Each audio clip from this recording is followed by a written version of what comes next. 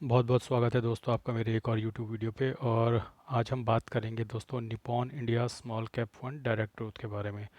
दोस्तों जैसा कि नाम से ही पता चल रहा है ये एक स्मॉल कैप कैटेगरी का फंड है और काफ़ी नामी गिनामी फंड है। चाहे निपॉन के जितने भी फंड्स हैं, चाहे स्मॉल कैप हैं, मिड कैप हैं, लार्ज कैप हैं और कई तरह के और भी फंड्स आते हैं, फ्लेक्सी कैप भी आते हैं। काफ़ी नामी गिनामी फंड है और रेपुटेशन वाइज आई थिंक ये one of the best fund house है मार्केट में। और निपॉन का नाम तो वैसे ही लिया जाता है जिस तरीके से यू नो मेन मेन धंधे में टाटा या रिलायंस का नाम लिया जाता है, उसी तरीके से म्यूचुअल फंड मार्केट में निपॉन का भी नाम बहुत ही प्रसिद्ध है। अब दोस्तों बात कर लेते हैं कि निपॉन स्मॉल कैप, जैसे कि नाम से ही पता चल रहा है ये स्मॉल कैप कैटेगरी के शेयर्स में ही इन्वेस्ट करता है। और आइए बात करते हैं कि इसके कैसे रिटर्न रहे हैं पिछले कुछ सालों में। अगर दोस्तों बात करें ओवरऑल, यानी कि लगभग ये 10 12 11 साल पहले ये फंड लॉन्च हुआ था और 11 साल से आज तक इसने लगभग 27% का रिटर्न दिया है। जैसे कि आप देख सकते हैं 26.96, ऑलमोस्ट 27% का रिटर्न है। तो जैसा कि फंड है स्मॉल कैप कैटेगरी का, स्मॉल कैप कैटेगरी मतलब रिस्क ज़्यादा और रिवॉर्ड भी ज़्यादा, तो रिस्क ज़्यादा है तो रिवॉर्ड भी ज़्यादा इसने दिया है। 27% का रिटर्न दिया है जो कि बहुत बेहतरीन रिटर्न माना जाएगा।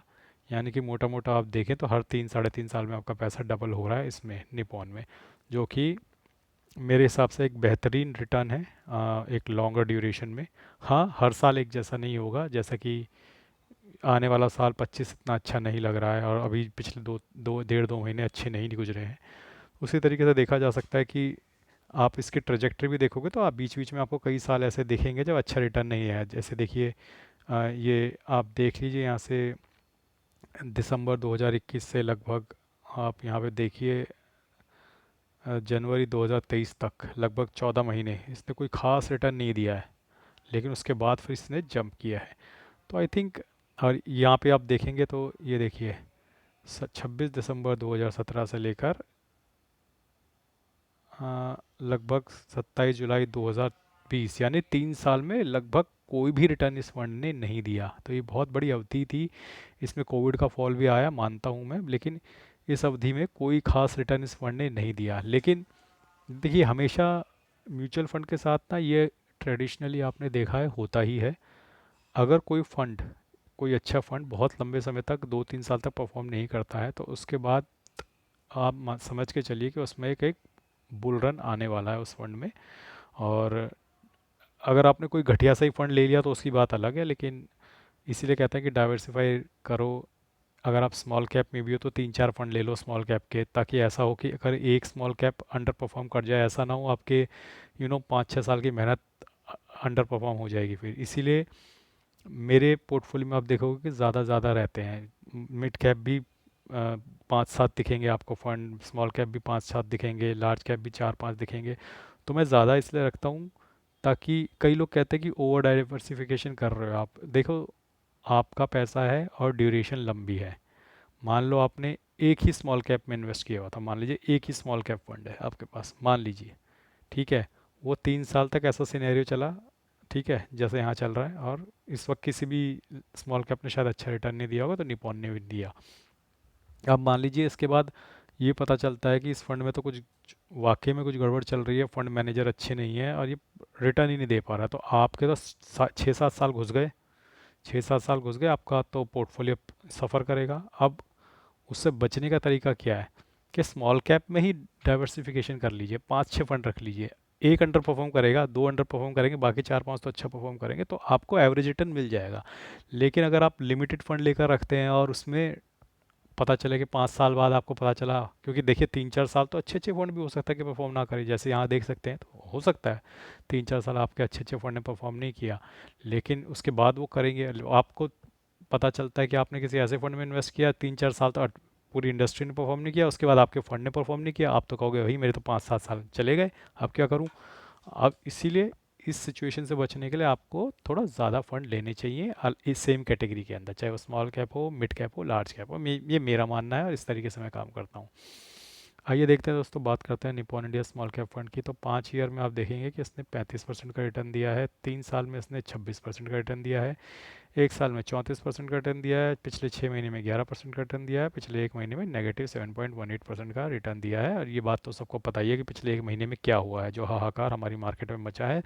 तो पॉजिटिव तो कोई भी फंड नहीं दे रहा है, और सबके यही हालत है लगभग जो निपॉन इंडिया स्मॉल कैप की है। आइए, ये 5 स्टार रेटेड फंड है, 62,259 इसका फंड साइज़ है, NAV 187 की चल रही है, मिनिमम SIP अमाउंट 100 रुपये की करनी ज़रूरी है। अब ये किन किन शेयर्स में इन्वेस्ट करता है, देखिए दोस्तों, कुछ स्मॉल कैप होने के बावजूद भी ये कुछ पोर्शन लार्ज कैप में रखते हैं। मैंने ये चीज़ ऑब्जर्व करी है कई फंड्स के साथ। उसी तरीके से निपॉन में भी आप देखो कि इसका सबसे बड़ा पोर्शन जो है HDFC बैंक में है। अब HDFC बैंक कोई स्मॉल कैप तो नहीं है, ये तो लार्ज कैप है, लेकिन आप देखेंगे कि ऐसा आम बात है कि कई स्मॉल कैप फंड भी कुछ लार्ज कैप में इन्वेस्ट करके रखते हैं। देखिए भारत हैवी इलेक्ट्रिकल्स, ये भी एक लार्ज कैप ही है। तो आप देख रहे हैं स्टेट बैंक ऑफ इंडिया, ये भी एक लार्ज कैप है। तो इस फंड के अंदर भी, हालांकि इसका नाम स्मॉल कैप है, इस फंड के अंदर भी कई लार्ज कैप शेयर्स अवेलेबल हैं जिनमें ये इन्वेस्ट करता है और आपको अच्छे रिटर्न देता है। जो सबसे इम्पोर्टेंट चीज़ है वो है एक्सपेंस रेशियो। एक्सपेंस रेशियो 0.67% है, जो कि रीजनेबल है। 0.6 to 0.7 के बीच में लगभग अधिकतर अच्छे फंड्स चार्ज करते हैं।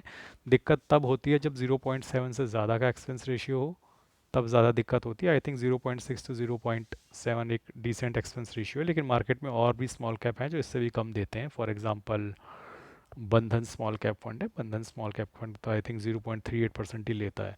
तो अगर आप रिटर्न्स कंपेयर करेंगे तो बंधन और इसके भी लगभग बराबर ही आएंगे। लेकिन समस्या ये है कि बंधन बहुत पुराना फंड नहीं है, सिर्फ 4 साल पुराना फंड है, तो बहुत लंबी अवधि में हमें नहीं पता कि वो कैसा परफॉर्म करेगा। लेकिन निपॉन के साथ हमें पता है कि ये पुराना फंड है, 11 साल से, और लंबी अवधि में अच्छे रिटर्न देता है। तो वो श्योरिटी चाहिए तो आपको निपॉन के साथ जाना चाहिए। अदरवाइज एक्सपेंस रेशियो में तो आप देखोगे बंधन इसका आधा ही लेता है लगभग।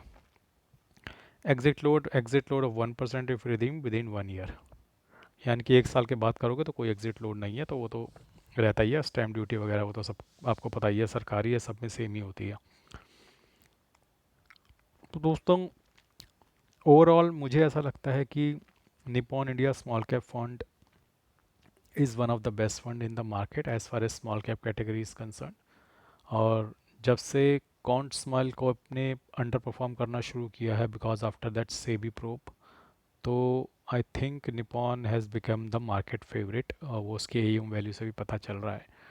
तो अगर आप स्मॉल कैप में इन्वेस्ट करना चाहते हैं तो एक फ़ंड हमेशा अच्छा सिलेक्ट कीजिए। और कई लोग तो सिर्फ स्मॉल कैप में ही इन्वेस्ट करते हैं, तो उनके लिए तो ये बहुत ज़रूरी है कि वो थोड़ा डाइवर्सिफाई करें। क्योंकि मैंने ऐसे लोग देखे हैं जो अपना पोर्टफोलियो का लगभग 100% जो है स्मॉल कैप में रखते हैं। गलत नहीं है, अगर आप रखते हैं तो उसमें कोई बुराई नहीं है, लेकिन अवधि लंबी रखिएगा। कम से कम 10, 12, 15 साल की अवधि रखिएगा। उससे छोटी अवधि में सिर्फ टोटली स्मॉल कैप में जाना बेवकूफ़ी है। हाँ, आपकी अवधि लंबी है तो स्मॉल कैप में बने रहिए और स्मॉल कैप में इन्वेस्ट करते रहिए और अच्छे स्मॉल कैप रखिए।